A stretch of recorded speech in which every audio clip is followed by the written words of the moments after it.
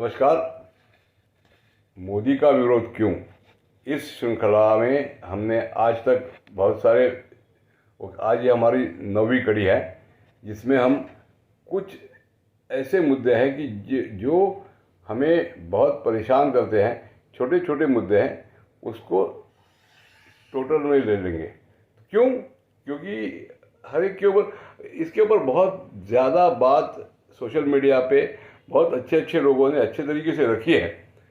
ये विषय चल रहा है इसलिए उसको हम समअप कर रहे हैं। अगर हम इसकी शुरुआत करें तो मोदी सरकार का मुस्लिमों के प्रति लचर रवैया ये एक हो सकता है, जिसकी शुरुआत हमने देखी थी दिल्ली दंगों पे, जामिया दिल्ली, वहाँ पे जो हो रहा था, तो ये कुछ भी स्ट्रिक्ट एक्शन नहीं ले रहे थे। हमने सोचा चलो ट्रंप आया हुआ है, उसके सामने तमाशा तो हो ही रहा था, लेकिन हमने सोचा ये ये गुस्सा पी जा रहे हैं क्योंकि ट्रंप जाने के बाद देखेंगे। कुछ नहीं किया मोदी जी ने। और बड़ी बात यह है कि जब लोग भी भूल जाते हैं, तब की न्यूज़ आप भूल गए हैं कि लोग वो अंकित शर्मा को कैसे 60 बार गोद के मारा था, कितने घर जलाए थे, वो जो आम आदमी वाला था उसके घर से कैसे पेट्रोल बम फेंके जा रहे थे, दंगा किस तरीके से हुआ था, सब पता है। और कोर्ट की कामगिरी अलग हो रही है, पुलिस का काम ठीक से हुआ है कि नहीं पता नहीं है, लेकिन मोदी सरकार ने ये सब करना था, ये हमारी उम्मीद थी। फिर नंबर 1, उसके बाद में आप चलिए, वो नुपुर शर्मा ने जो बोला था, उसके बाद में सरतन से जुदा के नारे खुलेआम, कभी तो बोलो, ऐसी नारे मत लगाओ। मोदी जी ने एक बार भी नहीं बोला, और ना ही किसी दूसरे मोदी के पार्टी के बड़े नेता ने कहा। छोटे छोटे जो थे, इनके ऊपर इन्होंने एक्शन लिया, उनको निकाल दिया है, सस्पेंड किया है। ये होता है हिंदुत्व। आप हिंदुत्व नहीं, आप खुद को सस्टेन करके ग्रो करने की बात कर रहे हैं। ये हिंदुत्व नहीं है आप जो कर रहे हैं। उसके बाद में कन्हैया लाल से लेके वो अमरावती का कोल्हे, और उसके बाद जितने भी 7, 8, 10 लोग मरे, जिनको काट दिया गया, मार दिया गया, उसके ऊपर मोदी जी के मुंह से शब्द नहीं निकला। और कन्हैया लाल के लिए भी अभी एक 15 दिन पहले जयपुर में उनका नाम भी नहीं लिया। 15 दिन में, उस दिन भी 15 महीनों में उस दिन भी नहीं लिया, और कहा जहाँ गले काटे जाते हैं वहाँ पे निवेश कैसे आएगा। वाह वाह वाह। ये सारी चीज़ें जो मैं गिनवा रहा हूँ ना, ये यहाँ पे दर्द करती है। ये उम्मीद नहीं थी मोदी सरकार से। उसके बाद में, उसके पहले जो वेस्ट बंगाल में हुआ, वहाँ पे इलेक्शन, पोस्ट इलेक्शन के जितने भी राइट्स हुए, उसमें हिंदुओं के ऊपर अनन्वित अत्याचार, हिंदू पलायन कर रहे हैं, असम में जा रहे हैं, और फिर भी हमारे इस केंद्र शासन को जरा भी लज्जा नहीं आई। ये केस, केवल जो भ्रष्ट मेंटालिटी के मोदी सपोर्टर्स है, कुछ भी हो हम हमारे मोदी सही है ये कहने वाले, और मोदी के खिलाफ बोलना नहीं, ये मेंटालिटी वाले लोग, ये ओछी मेंटालिटी वाले लोग, इनके कारण ये सब सोशल मीडिया में और न मीडिया में भी ठीक से आ रहा है। ये हुआ।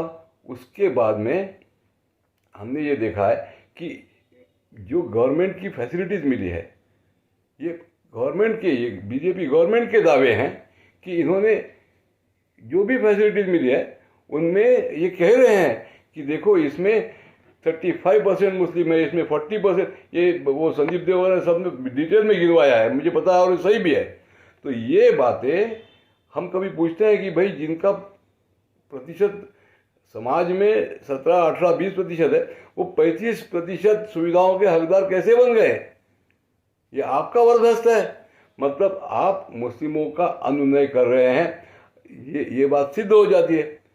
हमें पता है, सबको नहीं पता, इसलिए मैं इसको गिनवा रहा हूँ कि यूपी सरकार में, आप याद रखिए, योगी की यूपी सरकार ने ऐसी स्कीम चलाई है कि अब ये इलेक्शन आ रही है, 9वीं और 10वीं वाली मुस्लिम डिजर्विंग स्टूडेंट्स, फीमेल स्टूडेंट्स, लड़कियों को 10,000 रुपये की राशि दे रहे हो।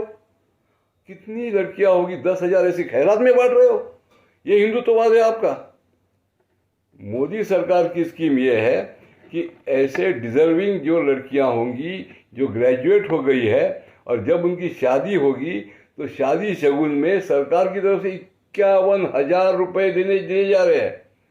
अब हमें ये भी पता है कि गड़बड़ियाँ कितनी होती है, खोटे दस्तावेज कैसे होते हैं, सब पता है। वो नहीं भी पकड़ेंगे तो ये कौन सा तरीका है? आपने इसके कभी मन की बात भी की है? कुछ नहीं किया है।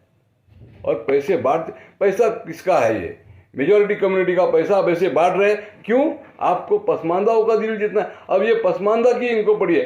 पसमानदा कौन है? पसमानदा मुसलमान है। आप उसको सहूलत दे रहे हैं क्योंकि वो ओबीसी है।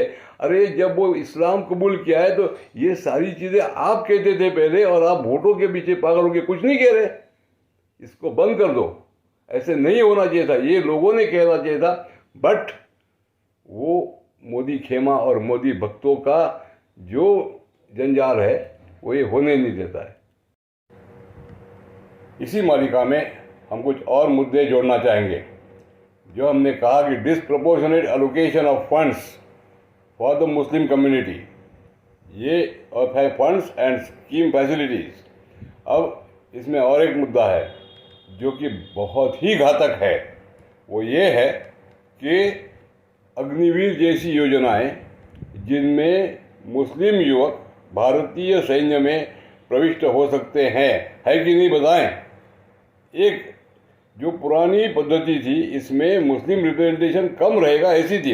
अग्निवीर के बाद में ये नहीं होगा, ऐसा सबको लगता है इसके ऊपर।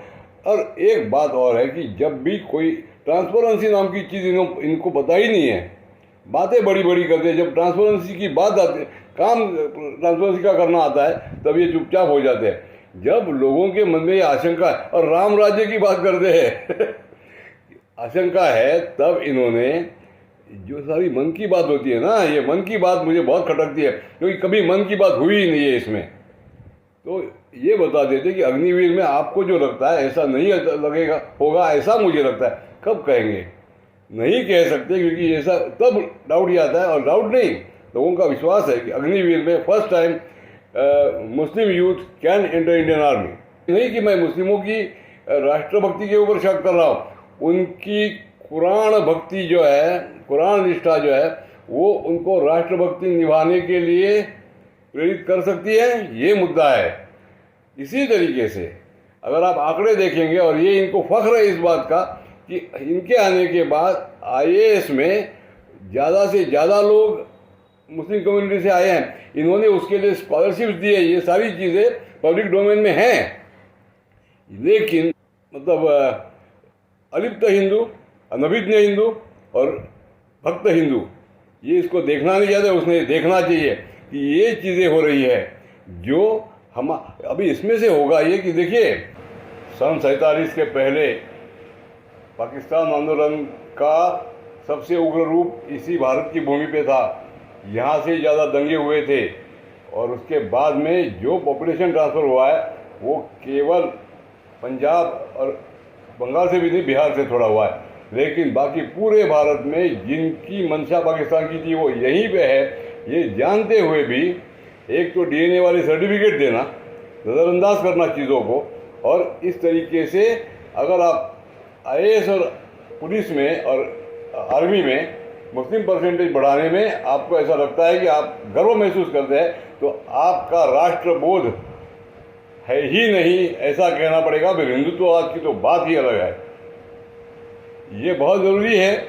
उसके बाद में और एक मुद्दा इसमें है कि जिस तरीके का मंदिरों को ढहा देने का काम मोदी सरकार के अंतर्गत हुआ है, ब्यूटिफिकेशन, अगेन वो मुद्दा यही है कि ब्यूटिफिकेशन का मुद्दा इसलिए आता है कि इनके लिए मंदिर एक तीर्थ स्थल नहीं है, ये एक केवल और केवल टूरिज्म का जरिया है। और ये केवल अब्राहमिक सोच ही रख सकते हैं वाले लोग ही ऐसी बातें कर सकते हैं। इसीलिए मैं कह रहा हूँ कि जब मैं कहता हूँ कि इनका हिंदुत्व जो है वो खोखला है, ये विचारों से परे हैं, और ये क्योंकि इन्हें पता ही नहीं चला कि हमारा हिंदुत्व जो है, हिंदू परंपरा क्या है और अब्राहमिकता क्या है। ये राम मंदिर ये कोई हगिया सोफिया जैसा नहीं है।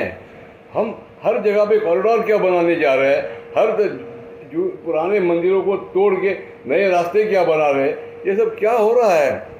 दुर्दैव ये है कि पहले जो धार्मिक भाव था उसको ख़त्म करने का काम मेघवाले वाले विषय विमर्श ने कर दिया था, और इस पर ये आघात हो रहे हैं। इतने मंदिर इतने कम समय में बहुत ही कम राजाओं ने तोड़े होंगे, बादशाहों ने तोड़े होंगे। इसके बारे में हम कब सोचेंगे। हम ऐसे कई मुद्दे गिनवा सकते हैं, फिलहाल यहीं पे रोक देते हैं। ये मुद्दे भी बहुत हैं। ये इन सभी के ऊपर सोशल मीडिया पे बहुत ही बुजुर्ग और जानकार व्यक्तियों ने बहुत अच्छे तरीके से समझाया है, इसलिए मैंने इसको समाप्त किया है। आगे हम इसी विषय में कुछ और मुद्दे लेंगे। आज के लिए यही समाप्त करते हैं। धन्यवाद।